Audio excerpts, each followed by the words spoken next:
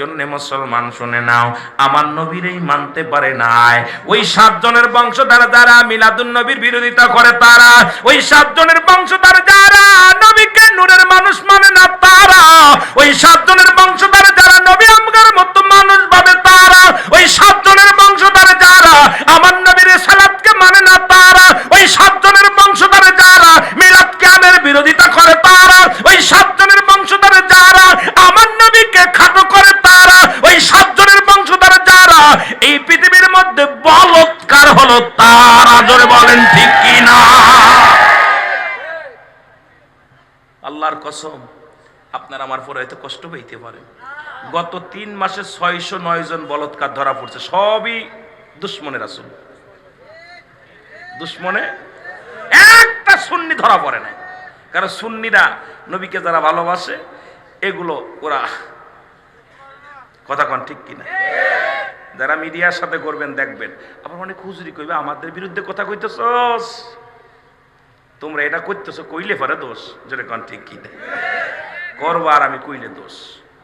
এ মুসলমান শোনে না, এ তো গেল, দাড়ি টুপি দেখেই ভুলে যাওয়া যাবে না, ঠিক কিনা? বাংলাবার মতো যদি মাল থাকে অবস্থা খারাপ, জঙ্গলি বাদান রে পিচ্ছি হান্নানের মতো যদি মাল থাকে অবস্থা খারাপ, জোরে কোন ঠিক কিনা? আবার আমাদের মাঝে মুসলমান শুনে নাও, 7 জন ছিল আর মহিলাদের মধ্যে হলো 2 জন। নবীজির ফুপুর সংখ্যা ছিল 6 জন, এদের মধ্যে 2 জন হলো ঈমানদার, একজনের নাম হযরতে সুফিয়া আর একজনের নাম হযরত ওমর।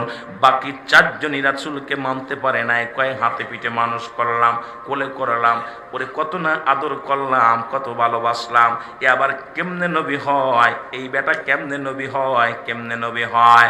ওই 4 জনের বংশধর যে সমস্ত মহিলারা আজ পর্যন্ত নবীকে মানতে পারে নাই। কথা বুঝিয়েছে? এই 2 দল মহিলাদের মধ্যেও আছে, পুরুষদের মধ্যেও আছে। এরা হলো দুশমনে রাসূল, জোরে বলেন ঠিক কিনা? এরা দুশমনে রাসূলের প্রশংসা শুনলেই চুলকানি ওঠে।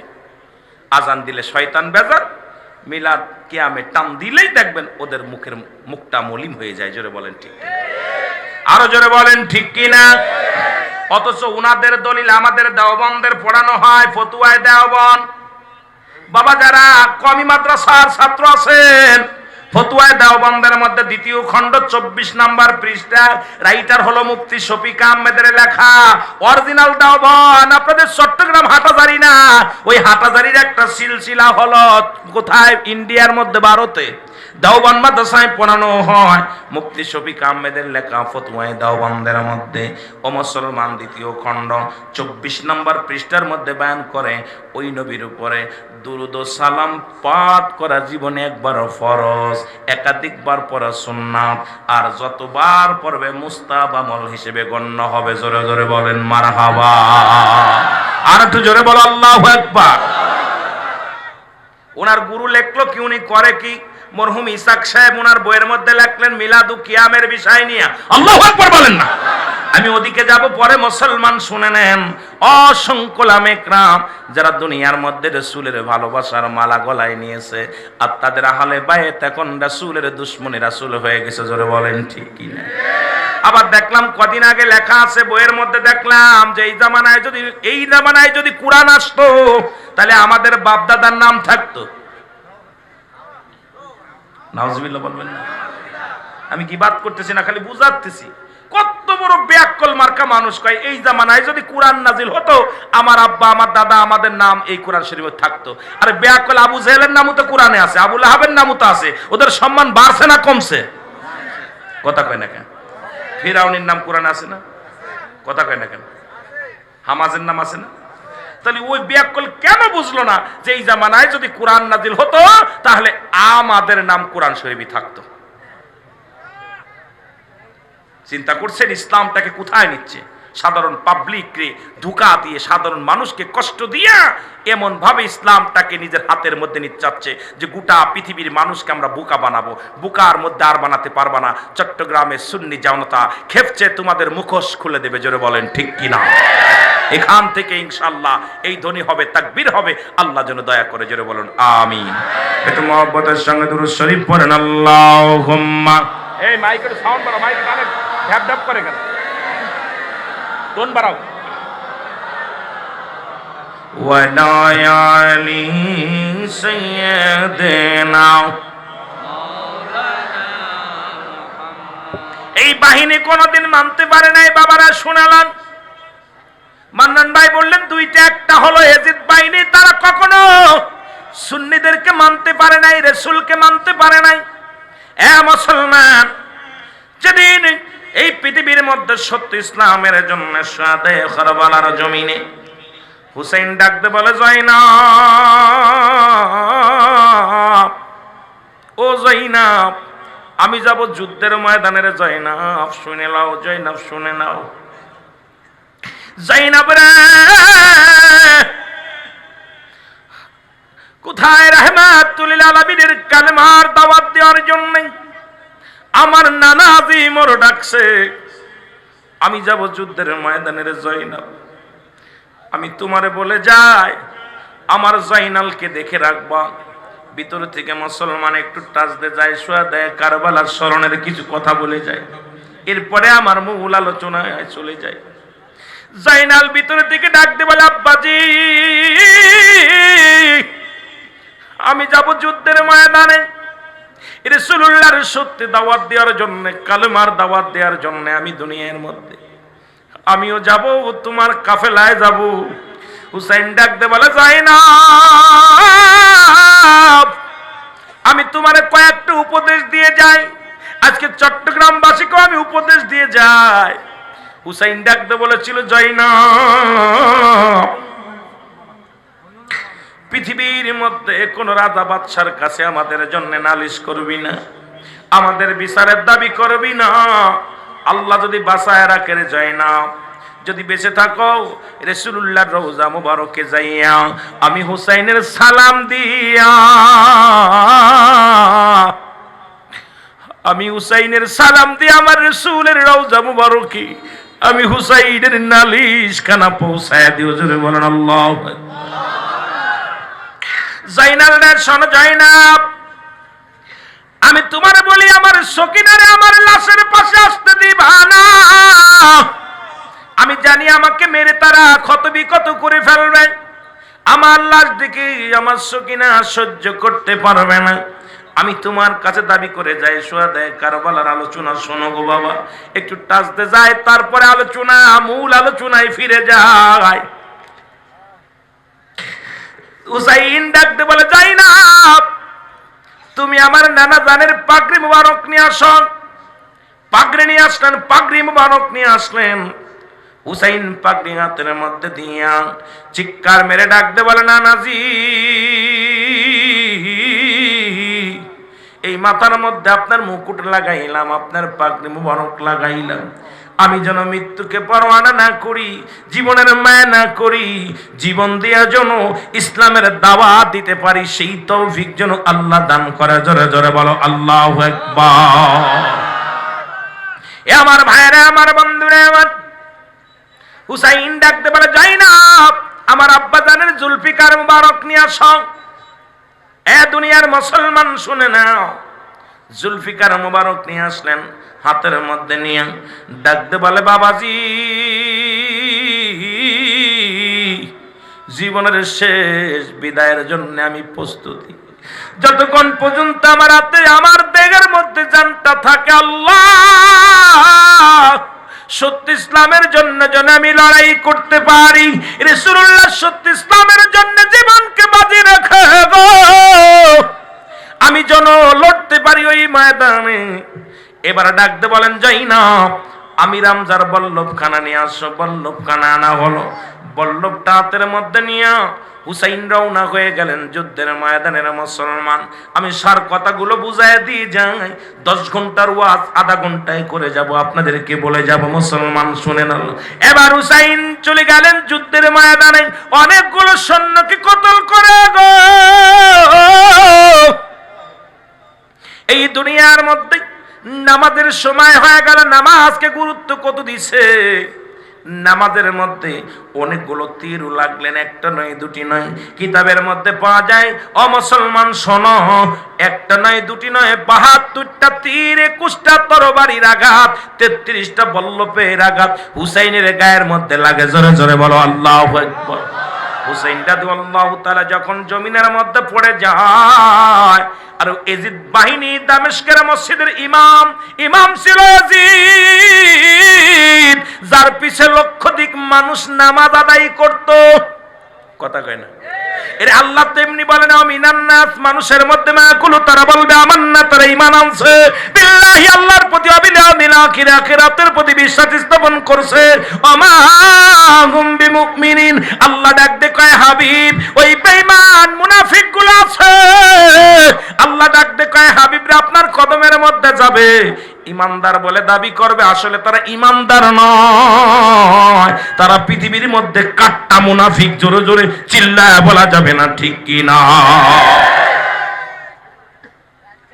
আমার ভাইরা, বন্ধুরা আমার, একটা নয় দুইটা নয়, হুসাইনকে ওই দামেস্কের মসজিদের ইমামের নাম কি? কথা বলেন না কেন? এজিদ। ইমাম হইলেই কি ইমাম একজন ইমান তাজা আছে? ইমান তাজা করতে হলে আমার নবীকে থাকা লাগবে অন্তরের মধ্যে। জোরে বলেন ঠিক কিনা? যার পিছে লক্ষাধিক মানুষ নামাজ পড়তেন। আর কোন কোন বইয়ের মধ্যে দেখলাম ওই মসজিদের মুয়াজ্জিন ছিল শেমর, যিনি হুসাইনকে হত্যা করেছিলেন। উনি মসজিদ থেকে বাইর হইয়া আইসা হুসাইনকে আঁকড়ে ধরলেন। আমার ভাইয়েরা, ধরে বুকের উপরে চাপায় ধরলেন। ধরা পর হুসাইন বলতেছে, শেমর রে, আমার গলা, আমাকে তুই মারিস না, আমাকে যদি মেরে ফেলিস, রাহমাতুল লিল আলামিনের ওই ইসলামের দাওয়াত কে দিবে? আমার নানাজির কালেমার দাওয়াত প্রচার কে করবে? আমাকে তুই মারিস না। উনি অর্থের লোভে হুসাইনকে বুকের মধ্যে বল্লভ দিয়া খুসা দিতে লাগলেন। হুসাইন বড় কষ্ট পাইতে লাগলেন। হুসাইন বলে, এরপরে গলার মধ্যে পোষ দিতে লাগলেন, পোষায় না, সর দিয়ে কাটতে পারে না। হুসাইন বলে, আমার নানাজি এই হলকমের মধ্যে সুমা দিছে, সুতরাং তুমি যদি আমাকে কাটতে হয় উপর দিয়ে চালাও। উপর দিয়ে যখন ছুরি চালাইলেন, হুসাইন রাদিয়াল্লাহু তাআলার মাথাটা দ্বিখণ্ডিত হয়ে গেছে। জোরে বলো আল্লাহু আকবার। অনেক লম্বা আলোচনাগুলো আমি আপনাদের কল্পট্টু বলে যাই। আমার বাবারা দুনিয়া থেকে বিদায় হয়ে গেলেন। হওয়ার পর হুসাইনের মাথা মুবারক, কাল্লা মুবারক তরবারির উপরে দিয়া থুতু নিক্ষেপ করলেন। এই মাথাটা ফুটবলের মতো লাথি মারলেন, মাথার উপরে অনেক বেইজ্জতি করলেন, লাঞ্ছিত করলেন। হুসাইন রাদিয়াল্লাহু তাআলা তখন ওই কাঠার আগে বলেছিল, শেমর, আমি তোকে চিনতে পেরেছি, আমার কোনো কথা তোর কানে আসবে না, কারণ আমার নানাজি বলেছে যে ওই মক্কা মদিনার ওই কারবালা প্রান্তরে কালো ডোরা কাটা কুকুর তোমার পায়ের মধ্যে কামড় দিছে। তুমি সেই কুকুর, কালো ডোরা কাটা কুকুর, কারণ তোমার ভিতরে আমার প্রেম, মদিনাওয়ালার প্রেম তোমার ভিতরে জাগবে না, তুমি আমাকে মেরেই ফেলবে, আমি জানি তুমি আমাকে মেরে ফেলবে। আমার ভাইয়েরা দুনিয়া থেকে বিদায় করে দিলেন। 70টা তাজা ঘোড়া হুসাইনের গায়ের উপর দিয়ে চালানো হলো। এরপরে গায়ের কাপড়গুলো খুলে নেওয়া হলো, উলঙ্গ করে দেওয়া হলো হুসাইনকে। এত নির্মমভাবে হত্যা করলো ওই নিষ্ঠুর বাহিনী। তারাও কিন্তু মসজিদের ইমাম ছিল। জোরে বলেন ঠিক কিনা? তারাও কিন্তু আমাদের মতো দাড়িওয়ালা টুপি ছিল। তারাও কিন্তু আমার মুসলমান বাবারা, তারাও কি করতো? নামাজ পড়তো। তারা দুনিয়ার মধ্যে হক হক বলে চিৎকার মারতো। আমার বাবা হুসাইনকে হত্যা করে ক্ষান্ত হয় নাই। ওদিকে ইবনে আব্বাস বলতেছেন, আমি দেখতেছি রাসূল পাক সাল্লাল্লাহু আলাইহি সাল্লাম ঘুমের মধ্যে দেখি। ইবনে আব্বাস বলতেছেন যে আমি আমার রাসূলকে স্বপ্নে দেখি, রওজা থেকে লাফ মেরে উঠে বলতেছে, এ ইবনে আব্বাস, তুমি মক্কা মদিনার মানুষদের জানিয়ে দাও আমার হুসাইন আর পৃথিবীর মধ্যে নাই, পৃথিবী থেকে বিদায় হয়ে গেছে। ওই নিষ্ঠুর বাহিনী আমার হুসাইনের কাল্লা কেটে ফেলেছে, গর্দান কেটে ফেলেছে। তোমরা মক্কা মদিনার মানুষের জানিয়ে দাও। জোরে বলেন আল্লাহু আকবার। আরো জোরে বলেন আল্লাহু আকবার। অনেক লম্বা ইতিহাস বাবারা। এই হুসাইনকে মেরে শুধু ক্ষান্ত হয় নাই, গোস্তগুলো টুকরা টুকরা করে ফেলেছে, ঘোড়ার পায়ের নিচেই ফেলেছে। তারা কিন্তু আজও আছে। জোরে বলেন ঠিক কিনা? যখনই হুসাইনের প্রশংসা আসে, যখনই রাসূলুল্লাহর প্রশংসা আসে, তাদের তাদের মুখটা মলিন হয়ে যায়, অন্তর কাঁদে, তাদের কি অন্তরের মধ্যে জ্বালা ধরে যায়। রাসূলের প্রশংসা শুনলেই তাদের কষ্ট লাগে। জোরে বলেন ঠিক কিনা? আর একটু জোরে বল আল্লাহু আকবার। মেন আলোচনাটা হলো কিয়ামতের ময়দানে আমি হুসাইনের শুহাদায়ের স্মরণের শেষ কথাটা বলে যাই। কিয়ামতের ময়দানে এক হাতে থাকবে মা ফাতেমার রক্ত মাখা জামা, আর এক হাতে থাকবে বিষের পেয়ালা। দুই হাতের মধ্যে দুইটা জিনিস থাকবে। আরশের নিচে দিয়া মা ফাতেমা দৌড়াইবার বলবে, আমার আল্লাহ, যারা আমার সন্তান হত্যা করলো আমি তাদের বিচার চাই, যারা আমার স্বামীকে হত্যা করলো তাদের আমি বিচার চাই, আল্লাহ দুনিয়ার মধ্যে তাদের বিচার চাই। ফাতেমা দৌড়াইবে, মাথায় কাপড় থাকবে না, আসল টানতে টানতে দৌড়াইবে। আমার আল্লাহ বলে, ফেরেশতারা মাথা নত করো, চক্ষু বন্ধ করো, কারণ খাতুনে জান্নাত মা ফাতেমা তুজোরা আসতেছে, এখনই আমার কাছে নালিশের জন্য দৌড়াইতেছে। তোমরা চক্ষু দুটো বন্ধ করো, মাথা নত করে ফেলো। আমার বাবারা ডাক দিয়ে বলবে, আল্লাহ আমি বিচার চাই, আমি মা সহ্য করতে পারি না। ওদিকে রাহমাতুল আলামিন কানবে, আর রব্বি হাবলি উম্মতি, জোরে বলো মারহাবা। আমার আল্লাহ ডাক দিয়ে বলবে, হাবিব আপনি কান্দেন উম্মতের মায়ায়, আপনার কন্যা কান্দে উম্মতের বিচারে, আমি আমার আল্লাহর নবী গো, আমি বলেন, আপনি বলেন কোন ফয়সালা আমি দিব। আমার নবীজির কাছে আমার আল্লাহ বলবে, হাবিব গো হাবিব, ওদিকে মায়ের কান্না আমি আল্লাহ সইতে পারি না, ওদিকে আপনার উম্মতের বেদনায় আপনি কান্দেন, এটা আমি সইতে পারি না। নবী গো আপনি বলেন। আমার নবী ধরে আসলেন, আসি দেখে ফাতেমার কাতে রক্ত মাখা জামা, কাতে বিষের পেয়ালা, ডাক দিয়ে বলে, ফাতেমা রে তুমি কেন কান্দো? আমার নবী বলা পর ফাতেমা বলবে, আব্বা জান আপনি কি দেখতে পান না, যারা আমার স্বামীকে হত্যা করলো আমি তাদের বিচার চাই, যারা আমার স্বামী আমার সন্তানকে হত্যা করলো তাদের বিচার চাই, যারা আমার সন্তানকে বিষ পান করাইলো তাদের বিচার চাই। আমার নবী বলে, ফাতেমা রে আমি কান্দি উম্মতের মায়ায়, কারণ এই উম্মতের মায়ায় আমি নবী কান্দি। কারণ নবী বলে, ওমা মায়াতি খায়রুল লাকুম, আল্লাহর নবী ডাকতে বলে, উম্মতিরা গো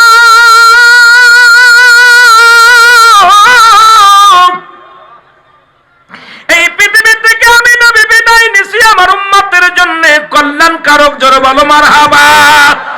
কারণ পৃথিবীর মধ্যে কোন উম্মত যখন নেকির কাজ করে আমি নবী সঙ্গে সঙ্গে আল্লাহর দরবারে প্রশংসা করি উম্মতের হইয়া, আবার যখন কোন উম্মত গুনাহের কাজ করে আমি নবী আমার উম্মতের হইয়া ইস্তেগফার করি, মাফ চাই, আল্লাহর দরবারে মাফ চাই।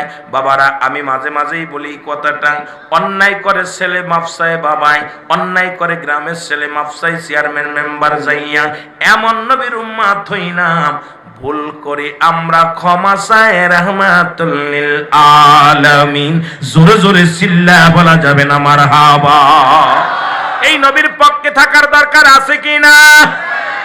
এ মুসলমান শুনে নাও, সেই নবীর পক্ষে যারা থাকতে চান তারা দিলের কান্দা লাগায় শোনেন। ফাতেমা বলবে, আব্বা জান বিচার চাই। আমার নবীজি উম্মতের মায়ে কানবে, ফাতেমা বলবে, আব্বা জান আমার হাসান হুসাইনকে আপনার উম্মতের জন্য আমি দান করে দিলাম, কুরবানি করে দিলাম। আমার বাবারা এমন সময় একদল লোক আসবে, এই ওয়াজটাই মেন ওয়াজ শুনে নেন, কারবালার সার অংশ যেটা আমার মুসলমান, ওই শুহাদায়ে কারবালার শেষ অংশ যেটা, সেটা আপনাদেরকে বোঝায় দিয়ে যায়। নবী বলবেন, একদল উম্মতিরা দৌড়ে আসবে, বলবে, ইয়া রাসূলুল্লাহ ইয়া হাবিবাল্লাহ আপনি আমাদের সাহায্য করেন, আমরা বিপদের মধ্যে আছি। নবী বলবে, তোমরা কারা? বলবে, আল্লাহর নবী গো আমরা হুসাইনের পক্ষেও ছিলাম না, এজিদের পক্ষেও ছিলাম না, আমরা নিরপেক্ষ ছিলাম। নবী গো আমাদেরকে একটু দয়া করেন। নবী বলবে, উম্মতিরা তোমরা দূর হয়ে যাও, কারণ আমি নবী আমার হুসাইনের কান্না সহ্য করতে পারি নাই। আমার হুসাইন যেদিন কেঁদেছিল, ইয়া মুহাম্মাদ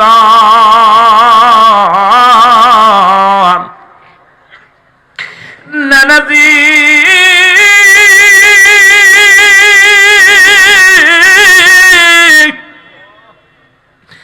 নানাজি বলে চিৎকার মেরেছিল, আমি নবী সইতে পারি না, আমি নবী সইতে পারি না। সুতরাং তোমরা দূর হয়ে যাও, আমার কাছ থেকে দূর হয়ে যা, আমি নবী আজকে নিরপেক্ষ থাকবো, তোমাদের বাধাও দিব না, ঠেকাবো না, তোমাদেরকে সাহায্যের জন্য হাত বাড়াইব না। এমন সময় আর একদল লোক দৌড়ে আসবে, বলে, ইয়া রাসূলুল্লাহ ইয়া হাবিবাল্লাহ আমাদেরকে দয়া করেন। নবী বলবে, তোমরা কারা? বলে, হুজুর আমরা তারা, আমরা এজিদের পক্ষে ছিলাম, কিন্তু হুসাইনের গায়ে একটা পাথর মারি নাই, একটা তীর মারি নাই, হুসাইনকে কোনো কষ্ট দিই নাই, টাকার বিনিময়ে বিক্রি হয়ে গেছিলাম। ইয়া রাসূলুল্লাহ ইয়া হাবিবাল্লাহ আপনি আমাদেরকে একটু দয়া করেন। নবী বলবে, উম্মতিরা আমি আজকে নয় আমি নবী তোমাদের সাহায্যের জন্য সুপারিশ করতে পারবো না, আল্লাহর আদালতে আমি বলতে পারবো নবীর দিওয়ানা মদিনা মদিনা। আরো জোরে বল মদিনা মদিনা আশিক মুমিনের ঠিকানা। আয় হায় দিদার চেয়ে কাঁদো তোমরা, দিদার চেয়ে হও না নবীর দিওয়ানা মদিনা মদিনা। জালালউদ্দিন সুয়ুতি ৭৫ বার দেখল নবীজি, বলো জালালউদ্দিন সুয়ুতি ওরে এতবার দেখিয়াও নবী, এতবার দেখিয়াও নবী, তৃষ্ণা তাহার মেটে না মদিনা মদিনা। আর জোরে বলেন মদিনা মদিনা আশিক মুমিনের ঠিকানা। বলো না মদিনা। আয় গায়ে দিদার চেয়ে কাঁদো তোমরা, দিদার চেয়ে কাঁদো তোমরা, হও না নবীর দিওয়ানা মদিনা আশিক মুমিনের ঠিকানা। বলো না মদিনা।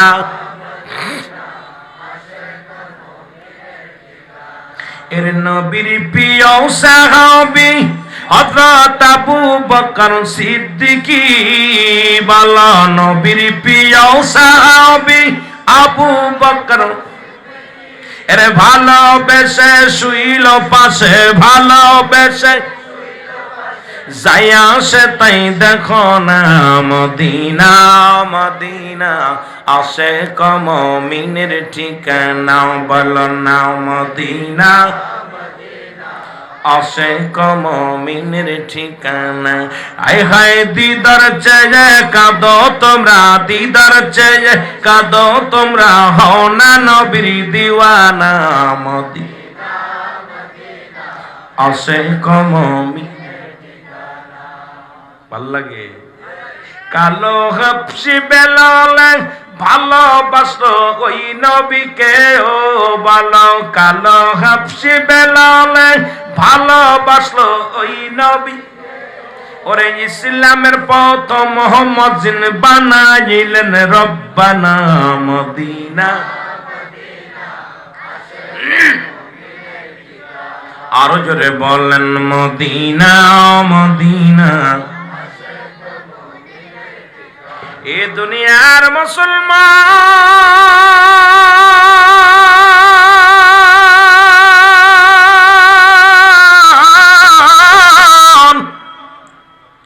দয়াল নবীর প্রেম ভালোবাসা যার অন্তরে যতটুক, তার ঈমান বলতে ততটুকু।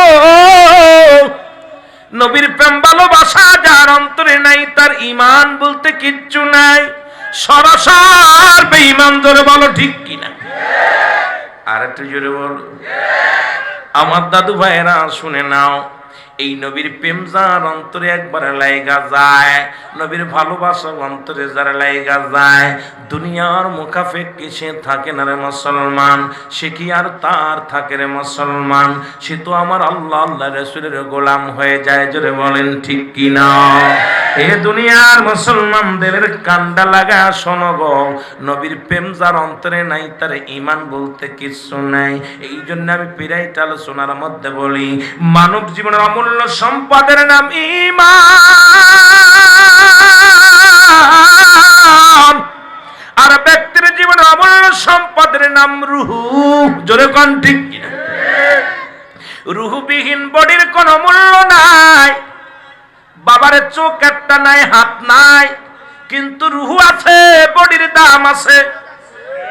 কথা কোন আছে? আপনি 10 মাস পরে আছেন বিছনায়, 5 বছর পরে আছেন বিছনায়, রুহুটা থাকার কারণে আপনার এই লাশটা দাফন করবে না, আপনার চিরবিদায় করে দিবে না। কারণ রুহটাই সবচেয়ে আপনার বডির জন্য অমূল্য সম্পদ। এই বডির মধ্যে, বগির মধ্যে ইঞ্জিন হলো বড় দামি। ইঞ্জিন যদি না থাকে বগি চলবে কেমনে? আপনার এই বগিটারে চালাইতে হলে ইঞ্জিন লাগবে, সেই ইঞ্জিনের নাম হলো বাজানরে রুহু। রুহু নামের মালটা যদি না থাকে ইঞ্জিনের কোনো দাম নাই। তদ্রূপ ঈমান যদি না থাকে কোনো আমলের দাম নাই। ঈমান ব্যক্তির জীবনের অমূল্য সম্পদের নাম রুহু, মানব জীবনের অমূল্য সম্পদের নাম ঈমান। একটা হলো ঈমান আর একটা হলো আমল। ও মুসলমান, নামাজ পড়ো এটার নাম আমল, কোরআন পড়ো এটার নাম আমল, তাসবিহ পড়ো এটার নাম আমল, রোজা রাখো এটার নাম আমল, দাড়ি টুপি জুব্বা লাগাইছো এটার নাম আমল। ঈমানদার কারণ ঈমান হলো নবী মুহাম্মদুর রাসূলুল্লাহ। জোরে জোরে চিল্লায়া বলা যাবে না সুবহানাল্লাহ।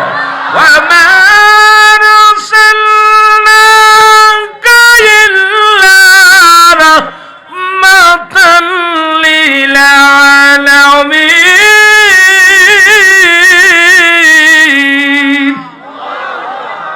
ঈমানের বাড়ি কোথায়?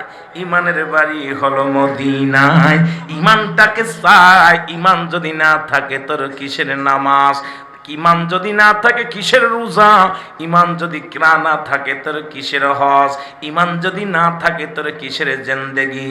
সবই তোর হবে বরবাদ। আগে ঈমান আনো, তারপরে আমল করো। আমল করার পূর্ব শর্ত হলো ঈমান। ঈমান যখন আসবে আমল করো, মজা পাবা। আর এই আমলে আমার মওলার দিদার সম্ভব হবে। জোরে বলেন ঠিক কি না? যদি না আমল আনতে হলে আমাদের দেশে দেখা যায় কিছু বাতিলপন্থী ভাইয়েরা আছে, তাদের ভিতরে আমল দেখা যায় বেশি, ঠিক কিনা? কপালে বড় বড় দাগ ফেলে দিছে আমল করতে করতে। রাগ করবেন না, দাড়ি মাশাআল্লাহ জীবনে কোনোদিন খুঁট দেয় নাই, জুব্বা গায়ে দেয়, পাগড়ি বাঁধে, সব ঠিক আছে। দেখবেন নামাজ মসজিদ ছাড়ে না, মসজিদে গেলে আর বাইর হয় না, ঠিক কিনা? জিকির করতে করতে দেখা যায় দুপুরেরটা রাত্রে হয়ে যায়, রাত্রটা দিন হয়ে যায়। কারণ এত জিকির করে, আল্লাহর কসম তাদের ভিতরে আমল আছে, ঈমান নাই। জোরে বলেন ঠিক কিনা? রুহুবিহীন বডি যেমন, ঈমানবিহীন আমল তেমন। কথা বোঝেন? রুহুবিহীন বডি যেমন, ঈমানবিহীন আমল তেমন। এই জন্য সুন্নিরা আগে আনছে ঈমান, তারপরে করে আমল। জোরে বলেন ঠিক কিনা? আর বাতিলের আগে আনছে আমল, তারপরে ঈমানের দ্বারে নাই। জোরে বলেন ঠিক কিনা? ঈমানের আমারও 6টা চাচা আছে ঈমান ছাড়া মানুষ। কথা বুঝেনি?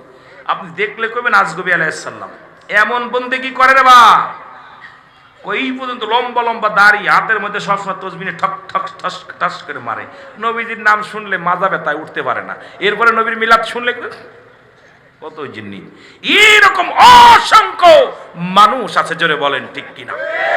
অথচ নবীজির দুরূদ, নবীজির শান আল্লাহ নিজে বলে। দেখেন না, আল্লাহ নিজেই বলে ইন্না, নিশ্চয়, ইন্নাল্লাহ, আমি আল্লাহ, ইউসাল্লিনা, আমি পড়েছি আলান নবী, আমার নবীর উপরে, ইয়া আইয়ুহাল্লাযীনা আমানু, হে ঈমানদার বিশ্বাসীরা, সাল্লু আলাইহি ওয়া সাল্লিমু তাসলিমা, দুরূদ ও সালাম পাঠ করো কার উপরে? আমার নবীর উপরে। একটা হলো তাসলিমান, তাগিদ দিছে পড়ার জন্য, আর একটা হলো তাজিমান, সম্মানের সঙ্গে। এখন আমার নবীর দুরূদ পড়ে কে? আর একটু জোরে বলেন কে? এই নবীর উপরে দুরূদ পড়লে খুশি হয় কে? আর এই নবীর উপরে দুরূদ পড়লে বেজার হয় মৌলবীরা। আমি আপনাদের কাছে জানতে চাই, আলেমরে খুশি করবেন না আল্লাহরে খুশি করবেন? কথা কই না? আল্লাহরে খুশি করো। যদি মৌলবী ভালো লাগে ইমামতি করো, না হলে বাইকে যা। তোর মতো মৌলবীর দরকার নাই, আলেমের দরকার নাই। যে কাজটা করলে আল্লাহ খুশি হয় সেই কাজ করলে আমার মুসলমান তুমি বেজার হও। সুতরাং আল্লাহকে খুশি করতে যায় যদি তোমার মতো হাজার হাজার আলেম ওলামা বেজার হয়, আল্লাহকে খুশি করতে যায় যদি তোমার মতো মৌলবী সাহেব বেজার হয়, কিচ্ছু যায় আসে না, কিচ্ছু যায় আসে না। আমরা মাওলাকে চাই, আল্লাহকে চাই। জোরে বলেন ঠিক কি না? মনে থাকবো, যে কাজ করলে ফেরেশতারা খুশি হয় সেই কাজ করলে আলেমরা বেজার হয়। যে কাজ করলে ফেরেশতারা খুশি হয় সেই কাজ করলে মান্নান সাহেব বেজার হয়। আমি আপনাদের কাছে জানতে চাই, মান্নান রে বেজার করবেন না ফেরেশতারে বেজার করবেন? আর জাগার পরে পোল্ট্রি নেছে রে, কাম সারছে। এই তো ইমান চোর সব করা। ইমান চোর করে বাপের সিনার সময় আছে নবীর কাছে, আমার নবীর চাদর ইজ্জতের চাদর ধরে টান দিবে, আর আমার বাপের মাথায় রাখবো, বাপ মূর্তি পূজা করে তার নিয়ে মাথায় নেবো। তোর কোন ঠিক কিনা? কথা বোঝেন নাই? কথা বোঝেন নাই? হাজার হাজার মান্নান যদি বেজার হয় কিছু যায় আসে না, ফেরেশতাদের খুশি করতে চায়। তোরে কোন ঠিক কিনা? এ মুসলমান, যে কাজ করলে আমার নবী খুশি হয় সেই কাজ করলে আপনাদের সভাপতি সাহেব বেজার হয়। আমি আপনাদের কাছে জানতে চাই, ফেরেশতা ওই সভাপতিরে খুশি করবেন না নবীরে খুশি করবেন?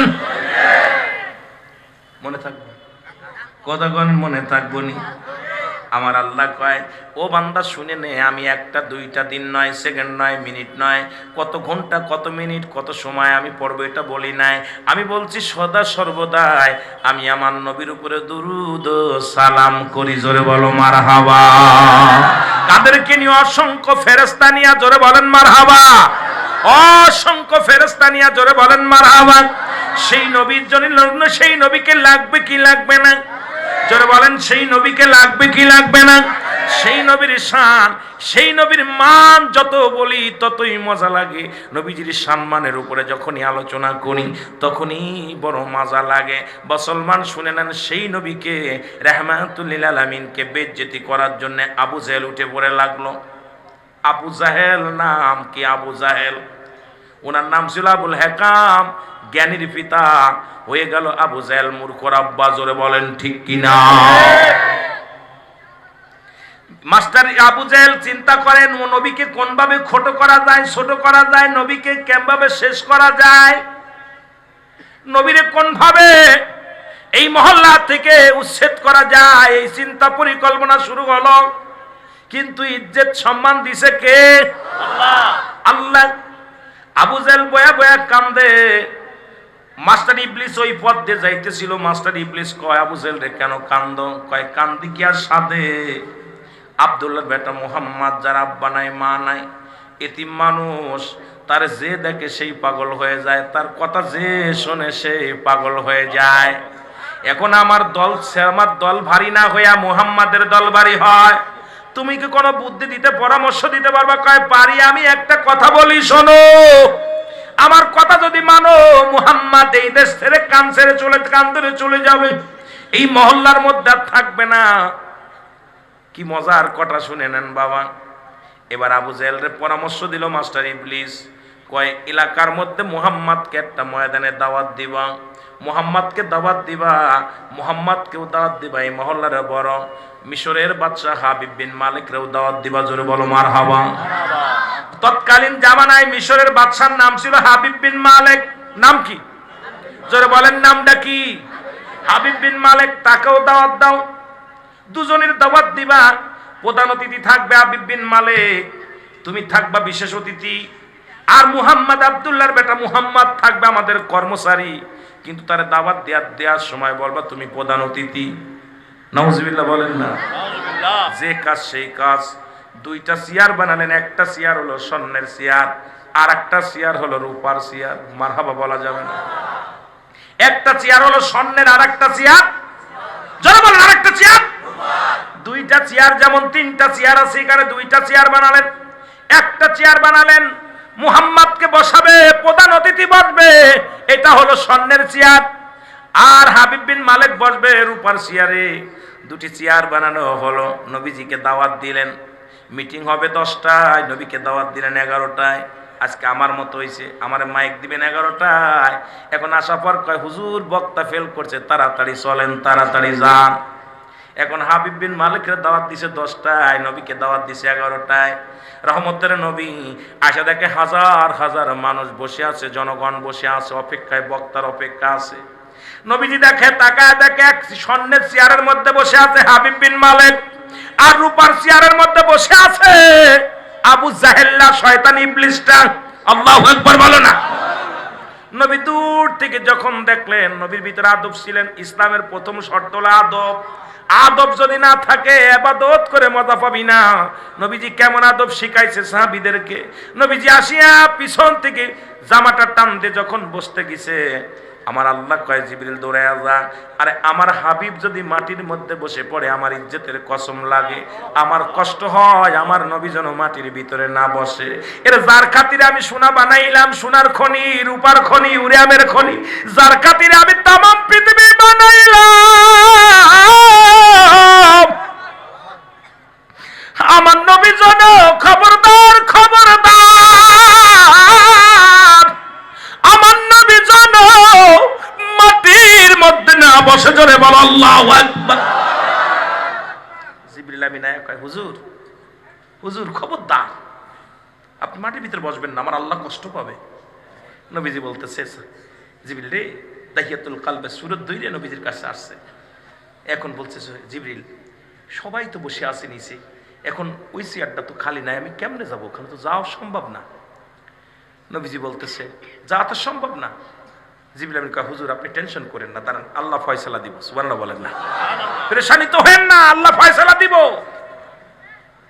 আমার নবী দাঁড়ায় আছে, আল্লাহ পাক গুসা, এই জিবরিল আমার বন্ধু দাঁড়ায় আছে, আমার কষ্ট হয়, তাড়াতাড়ি যা। জোরে বল মারহাবা। আমার বন্ধু দাঁড়ায় আছে, আমার কষ্ট লাগতেছে, তাড়াতাড়ি যা। আসছে, আয়েশা জিবরিল আমিন চেয়ারের পাশে দাঁড়াইছে, মানুষের সুরত তো ধরে নাই, একদম বাতাসের সুরত ধরে দাঁড়ায় আছে। নবীজি দূর থেকে খালি হাসতেছে। জিবরিল আমিন আয়া হাবিবের মালিকের একদম কাঁধ বরাবর দাঁড়াইছে, আর নবীজি দেখ দূর থেকে খালি মিসমিস করে হাসে যে কি খেলা খেলতেছে। আল্লাহ খেলা করছে। এখন আল্লাহ জিবরিল আমিন, আল্লাহ কি করবো, ওরে উঠাবো কেমন, তো বসে আছে। কান ধর। সুবহানাল্লাহ বলেন না, জোরে বলেন না সুবহানাল্লাহ। ডান কান ধরে জোরে টান মার। হাবিবের মালিকের ডান কান ধরে টান, কান দিয়ে রক্ত ফোটা শুরু করছে। সামনের লোকজন কয়, পাগলটা রেখিটা প্রধান অতিথি বানাইছে। কথা বুঝছেন? ফালাফালি করে কেন, বান্দরের মতো ফালাফালি করে কেন? হাবিব মানে কয়, দোস্ত আমার কান গেছে। কয় কি হয়েছে? কয় কান ছিঁড়ে গেছে। কয় ছিঁড়লো কিনা? লোক তো দেখি না। কথা বুঝছেন? লোক তো দেখি না। এই নবীর ইজ্জতের চাদর ধরে যারা টানো, খেয়াল করো, ওয়াজ ওঠে নাই। জিবরিল কয়, আল্লাহ ওঠে নাই তো। কয় বাম কান ধর। বাম কান ধরে একটা মার দিয়েছে, আবু জেহেলের নাক মুখ যেতে লাগছে। আবু কি শুরু করলাম, মানুষ তো পাগল করবো, কান ছিঁড়ে যাচ্ছে, কি কম? দুই কান নতি ছিঁড়ে গেছে। হাবিবের মালিক বইয়া কয়, দোস্ত তুমি আমার দাওয়াত করে আই না, তুমি জাদু খাটাইছো, কি দেখতেছো? কোন লোক দেখি না, লোকজন তো পুরো ডায়াসের মানুষ একদম। চিন্তা করে দুই পাগলের স্যার কি খেলা হচ্ছে, বান্দর খেলা হচ্ছে, কি শুরু হলো? কথা বুঝছেন? এখন জিবরিল আমিন কয়, আল্লাহ ওঠে না তো কি করবো? কয় দুই কান ধরে টান মার। সুবহানাল্লাহ বলেন না। যেই দুই কান ধরছে, হাবিব বিন মালিক লাভ দিয়ে যে পিছনে সামনে বসে গেছে, চেয়ার খালি হয়ে গেছে। সুবহানাল্লাহ বলেন না। লোকজন কয়, বেটায় প্রধান অতিথি লাভ দেয় ব্যাঙের মতো। কথা বুঝিনি? সামনে যে বইছে, আমার নবীরে ডাক দে। জিবরিল কয়, জিবরিল তাড়াতাড়ি আমার হাবিবের হাত ধর, বসাই দে। নবীজির হাত মুবারক ধরে জিবরিল আমিন টান দেয় না, বসাই দিছে। জোরে বলেন না সুবহানাল্লাহ। আল্লাহ ভালোবাসা হাবিবের বসাই দিছে চেয়ারের মধ্যে। আমিন বলেন না। লোকজন অবাক হয়ে গেছে। লোকজন সবাইকে, আব্দুল্লাহর বেটা মুহাম্মদ কইতে আসলো, বসাইলো কে? আমার আল্লাহ ডাক দেখ, ওই বিতামিসটা আমার নবীর পাশে বসে বদমাইশটা মানায় না, তাড়াতাড়ি ওইটা উঠা। সুবহানাল্লাহ বলেন না। নবীর পাশে বসে আছে আবু জেহেল। আল্লাহ কয়, মানাচ্ছে না, আমার ভালো লাগছে না, তাড়াতাড়ি উঠা। জিবরিল কয়, আল্লাহ কিরাম উঠবে? একই নিয়ম। সুবহানাল্লাহ বলেন না। একই নিয়ম। জিবরিল আমিন কান ধরছে। এই কথা বুঝছেন? হাবিবের মালিক কয়, দোস্ত ধরছে তোমারে, তোমারও ধরছে। কোনো লোকজন দেখা যায় না, ঘটনাটা কি? কান ধরে কে? ডান কান ধরছে, ডান কান রক্ত, দুই কান রক্ত বেরাইতেছে, ওঠে না। আমার আল্লাহ কয়, জিবরিল তাড়াতাড়ি উঠা, বজ্জাতটা মানাচ্ছে না, আমার হাবিবের পাশে মানায় না, উঠা। সুবহানাল্লাহ বলেন না, আরো জোরে বলেন না। কি একটা বিপদ। জিবরিল কয়, আল্লাহ ওঠে না তো। কয় দুই কান ধর। দুই কান ধরছে। আবু জেহেল সিয়াস ছাড়ে না, এরা মোটে কিন্তু সিয়াস ছাড়ে না। ৭৬টা গেছে গাইডা, চলে গেলে বিপদ। ৭৬টা গেছে গাইডা, গেলে বিপদ। আল্লাহ কয়, লাথি মার। পিছনে লাথি মারছে, আর ছুইটা যে জনগণের মধ্যে পড়ছে, ব্যাঙ্গের মতো লাভ দিয়া পড়ছে। এখন লোকজন আবু জেহেল কি শুরু করলা, আমাদের ডাইকাই নিয়ে এই নাটক করা শুরু করলা, ব্যাঙ্গের মতো ফালাফালি, একবার তোমার প্রধান অতিথি ফালায় আবার তুমি ফালাও, সব চিল্লাচিল্লি করছে, এই সব কি শুরু করলা, জনগণ সব খেপছে। আমার আল্লাহ কয়, জিবরিল তাড়াতাড়ি বয়, আমার নবীর পাশে তুই বয়া পড়। দাহিয়াতুল কালবে সূরা 2 নবীজির পাশে একদম জিবরিল আমিন বয়া গেছে। লোকজন কয় নবীর পাশে এই চামচাটারে দেখি পিয়ন, কথা বুঝলি, নবীর পাশে মাঝে মাঝে দাহিয়াতুল কালবে সূরা 2 নবীর পাশে আসতেন জিবরিল আমিন। এখন ওই সূরত নিয়ে চেয়ারের পাশে বসে আমার মান্নানবার মতন বসে গেছে। এখন লোকজন কয় কি রে, নবী তো বইছেই বইছে, কারে বসাইছে, কারে বসাইছে? ওইটা তো জিবরিল আমিন বইছে, এটা তো জনগণ বোঝে নাই। আমার আল্লাহ বলেন, হাবিব আপনি ওয়াজ শুরু করেন। নবীজি ওয়াজ করতেছে, ভাইরা আপনাদের মাঝে আমি আইছি, আমাকে দাওয়াত দিয়েছিল, আমি আপনাদের কাছে বাড়ি গাড়ি ইজ্জত সম্মানের জন্য আসি নাই, আপনাদের কাছে একটা দাওয়াত নিয়ে আইছি। সেই দাওয়াতটা হলো এক হায়াত মৌত রিজিক দৌলাতের মালিককে। নবীজির ওয়াজ করছে, এগুলোর মালিককে, এই সোনা রূপার মালিককে আল্লাহ। তাকে পাওয়ার জন্য আপনারা সবাই পড়েন। আমি অন্য কোনো মেসেজ নেই, একটা মেসেজ আনছি, লা ইলাহা ইল্লাল্লাহ। আমার নবী বলে, ভাইয়েরা শোনো, সব কিছুর মালিক আমার আল্লাহ, আল্লাহ ছাড়া কোনো মাবুদ নাই, আল্লাহ ছাড়া কোনো ইলাহ নাই। আর আল্লাহকে পাওয়ার জন্য একটা মাধ্যম ঠিকানা হলো আমি নবী। আমাকে তোমরা মেনে নাও, অন্তর থেকে মেনে নাও, মন থেকে মেনে নাও, প্রাণ থেকে মেনে নাও। আল্লাহকে যদি পাইতে চাও একমাত্র ঠিকানা আমি। আমার মুসলমান শুনে নাও, বাবারা শুনে নাও, একমাত্র আল্লাহ পাওয়ার ঠিকানা হলো আমি নবী রাহমাতুল লিল আলামিন। আর একটু জোরে বলেন মারহাবা।